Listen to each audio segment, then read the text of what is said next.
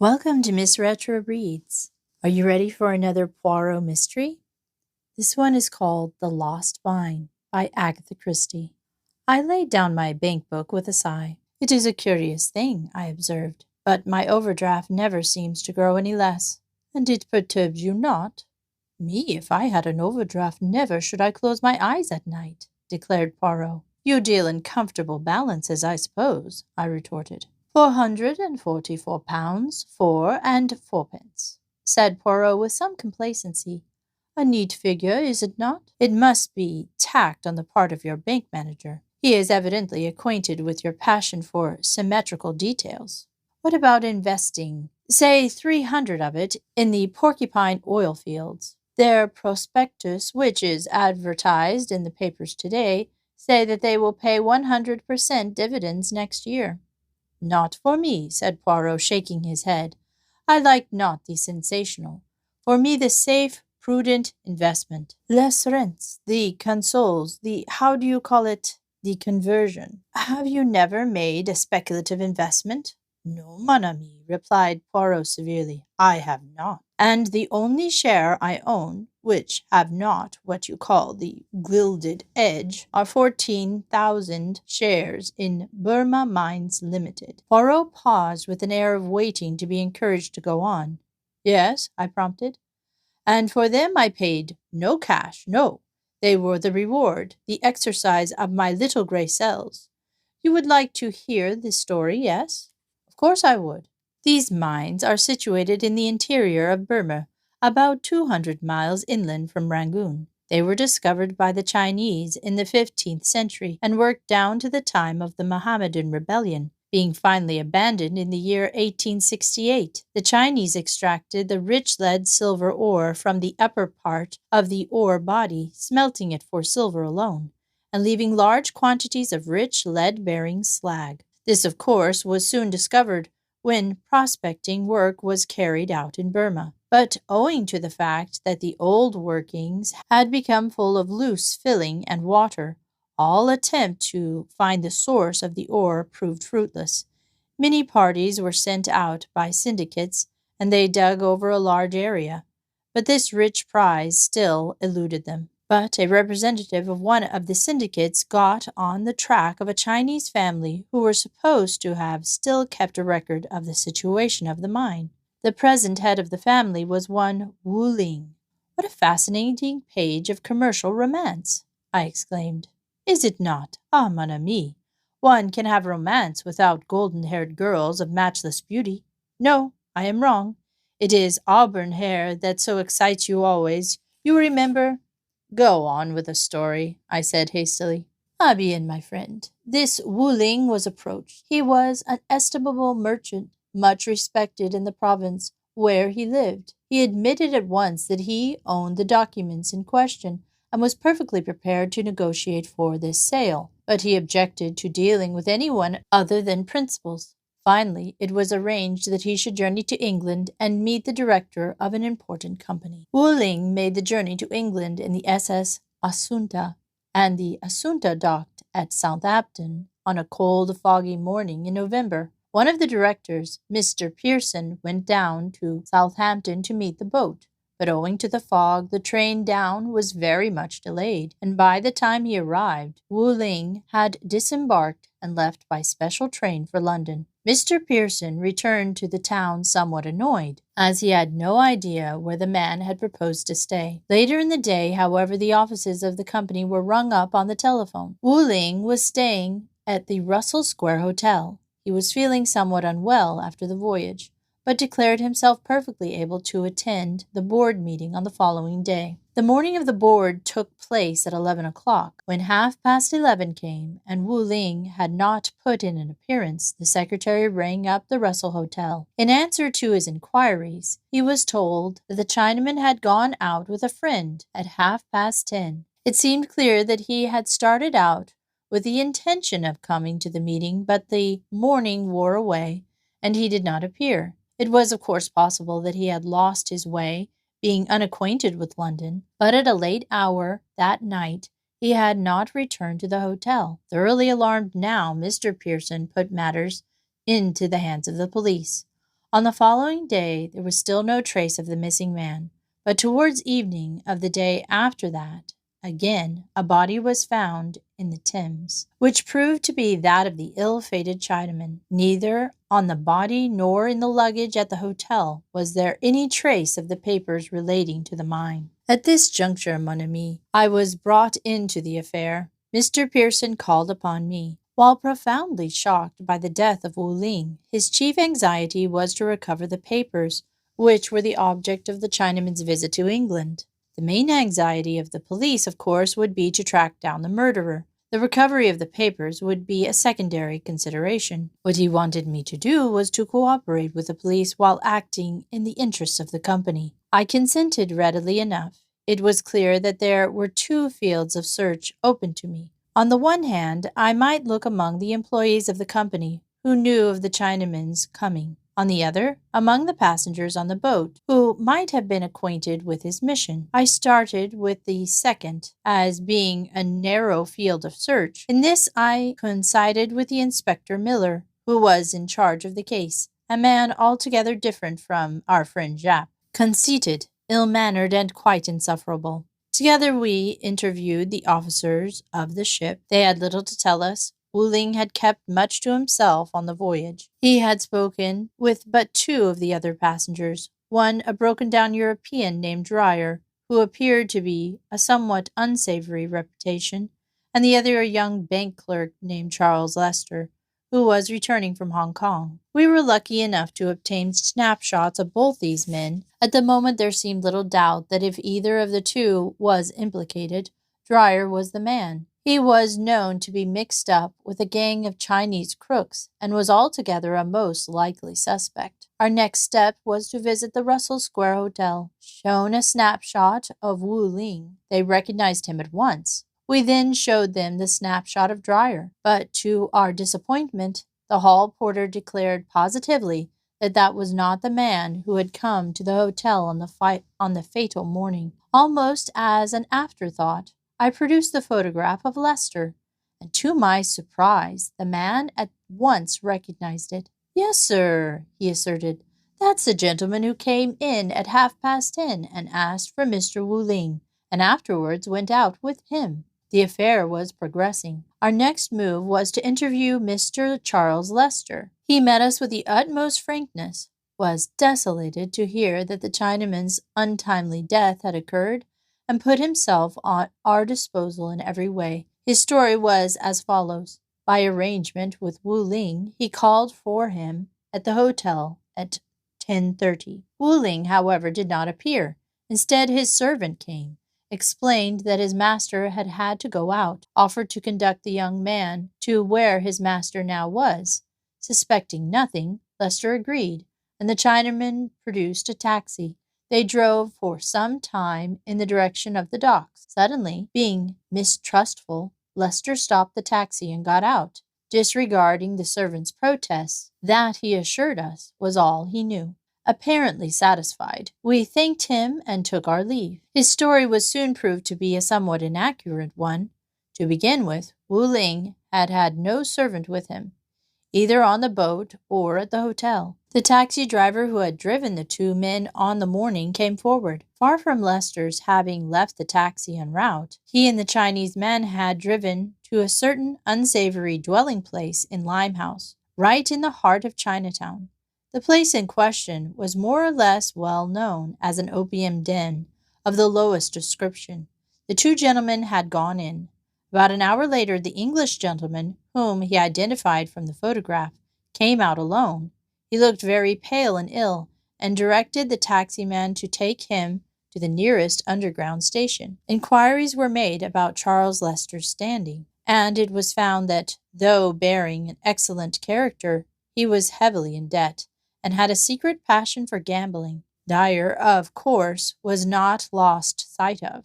It seemed just faintly possible that he might have impersonated the other man, but that idea was proved utterly groundless. His alibi for the whole of the day in question was absolutely unimpeachable. Of course, the proprietor of the opium den denied everything with oriental solidity.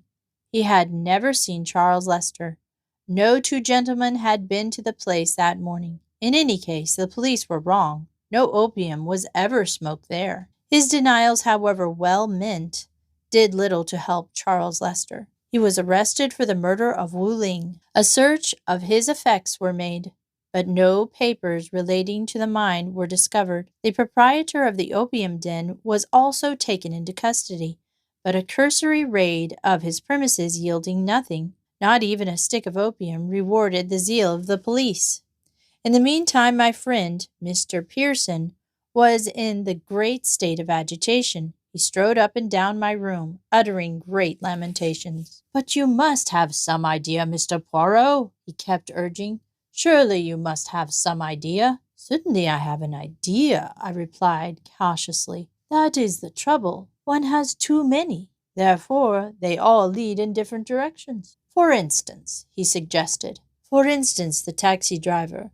We have only his word for it that he drove the two men to that house. That is one idea. Then, was it really that house they went to? Supposing that they left the taxi there, passed through the house and out by another entrance, and went elsewhere." Mr. Pearson seemed struck by that. "But you do nothing but sit and think. Can't we do something?" He was of an impatient temperament. "You comprehend." "Monsieur," I said with dignity, "it is not for Hercule Poirot to run up and down the evil-smelling streets of Limehouse like a little dog of no breeding. Be calm. My agents are at work." On the following day, I had news for him. The two men had indeed passed through the house in question, but their real objective was a small eating house close to the river. They were seen to pass in there, and Lester came out alone. And then figure to yourself, Hastings, an idea of the most unreasonable seized this Mr. Pearson. Nothing would suit him but that we should go ourselves to that eating house and make investigation. I argued and prayed, but he would not listen. He talked of disguising himself. He even suggested that I hesitate to say it, should have off my mustache. Yes, I pointed out to him that was an idea ridiculous and absurd. One destroys not a thing of beauty wantonly. Besides, shall not a Belgian gentleman with a moustache desire to see life and smoke opium just as readily as one without a moustache? Ah bien, he gave in on that, but he still insisted on his project. He turned up that evening. Mon ami, what a figure! He wore what he called the pea jacket. His chin, it was dirty and unshaven. He had a scarf of the vilest that offended the nose, and figure to yourself, he was enjoying himself. Truly, the English are mad. He made some changes in my own appearance. I permitted it. Can one argue with a maniac? We started out, after all. Could I let him go alone? A child dressed up to act the charade? Of course you couldn't, I replied. To continue, we arrived. Mr. Pearson talked English of the strangest. He represented himself to be a man of the sea. He talked of lubbers and foresails, and I know not what. It was a low little room, with many Chinese in it. We ate of a peculiar dish. Oh, my stomach! Poirot clasped that portion of his anatomy before continuing. Then there came to us the proprietor, a Chinaman with a face of evil smiles. "You gentlemen no likey food here," he said. "You come for what you likey better? Pipe? Mr. Pearson, he gave me the great kick under the table. He had on the boots of the sea, too, and he said, 'I don't mind if I do. John, lead ahead.' The Chinaman smiled, and he took us through a door and to a cellar, through a trap door, and down some steps, and up again into a room all full of divans and cushions of the most comfortable. We lay down, and a Chinese boy took off our boots. It was the best moment of the evening, and then they brought us the opium pipes and cooked the opium pills, and we pretended to smoke, and then to sleep and dream. But when we were alone, Mr. Pearson called softly to me, and immediately he began crawling along the floor. We went into another room where other people were asleep, and so on, until we heard two men talking. We stayed behind a curtain and listened. They were speaking of Wu Ling. "What about the papers?" said one. "Mr. Lester, he took those," answered the other, who was a Chinaman. "He say, putty them Ali in safe place." where no policeman lookee. "Ah, but he's nabbed," said the first one. "He getty free?" "Policeman not sure he done it." There was more of the same kind of thing, and then apparently the two men were coming our way, and we scattered back to our beds. "We'd better get out of here," said Pearson, after a few minutes had elapsed. "This place isn't healthy." "You are right, monsieur," I agreed. "We have played the farce long enough." We succeeded in getting away, all right, paying handsomely for our smoke. Once clear of Limehouse, Pearson drew a long breath. "Glad to get out of that," he said. "But it's something, to be sure." "It is indeed," I agreed. I fancied that we should not have much difficulty in finding what we want after that evening's masquerade. "And there was no difficulty whatsoever," finished Poirot suddenly. This abrupt ending seemed so extraordinary that I stared at him. But where were they?" I asked. "In his pocket." "Ah, simple." "But in whose pocket?" "Mr. Pearson's." Then, observing my look of bewilderment, he continued gently, "You do not yet see it? Mr. Pearson, like Charles Lester, was in debt. Mr. Pearson, like Charles Lester, was fond of gambling, and he conceived the idea of stealing the papers from the Chinaman. He met him all right at Southampton, came up to London with him, and took him straight to Limehouse. It was foggy that day. The Chinaman would not notice where he was going. I fancy Mr. Pearson smoked the opium fairly often down there, and had some peculiar friends in consequence. I do not think he meant murder. His idea was that one of the Chinamen should impersonate Wu Ling and receive the money for the sale of the document. So far, so good. But to the Oriental mind, it was infinitely simpler to kill Wu Ling and throw his body into the river, and Pearson's Chinese accomplices followed their own methods without consulting him. Imagine then what you would call the funk bleu of Mr. Pearson. Someone may have seen him in the train with Wu Ling. Murder is a very different thing from simple abduction. His salvation lies with the Chinaman who is impersonating Wu Ling at the Russell Square Hotel. If only the body is not discovered too soon. Probably Wu Ling had told him of the arrangement between him and Charles Lester, whereby the latter was to call for him at the hotel. Pearson sees there an excellent way of diverting suspicion from himself. Charles Lester shall be the last person to be seen in company with Wu Ling. The impersonator has orders to represent himself to Lester as the servant of Wu Ling, and to bring him as speedily as possible to Limehouse. There, very likely, he was offered a drink. The drink would be suitably drugged, and when Lester emerged at an hour later, he would have a very hazy impression of what had happened. So much was this the case that as soon as Lester learned of Wu Ling's death, he loses his nerve and denies that he ever reached Limehouse. By that, of course, he plays right into Pearson's hands. But is Pearson content? No. My manner disquiets him, and he determines to complete the case against Lester. So he arranges an elaborate masquerade. Me, I'm to be gulled completely. Did I not say just now that he was a child acting the charade? Ah bien, I play my part. He goes home rejoicing, but in the morning Inspector Miller arrives on his doorstep. The papers are found on him. The game is up. Bitterly he regrets permitting himself to play the farce with Hercules Poirot. There was only one real difficulty in the affair. What was that? I demanded curiously. Convincing Inspector Miller. What an animal that! Both obstinate and imbecile, and in the end he took all the credit. Too bad, I cried. Ah well, I had my compensation. The other directors of the Burma Mines Limited awarded me 14,000 shares as a small recompense for my services. Not so bad, huh? But when investing money, keep, I beg you, Hastings, strictly to the conservative. The things you read in the paper, they may not be true. The directors of the Porcupine, they may be so many Mr. Pearsons. The end. I hope you enjoyed that and join me next Wednesday for another mystery. And thanks for listening to Miss Retro Reads.